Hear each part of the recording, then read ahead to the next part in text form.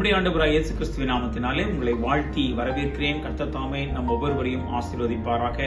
கர்த்தர் கொடுக்கிற கிருபையுள்ள வாக்குத்தத்த வசனம் ஏசாயாவின் புத்தகம் 45 அதிகாரம் 2 நான் உனக்கு முன்னே போய் கோணலானவைகளை செவையாக்குவேன் என்று கர்த்தர் கிருபையாய் வாக்குத்தத்தமாய் கூறியிருக்கிற அந்த கிருபையின் ஆசீர்வாதத்தை பெற்றுக்கொள்ள அப்பாவை நோக்கி பார்த்து ஜெபிப்போம். அப்பா, கிருபையாய் எங்களுக்கு கொடுத்த இந்த நாளுக்காக, இந்த வாக்குத்தத்தத்திற்காக நன்றி செலுத்துகிறேன்.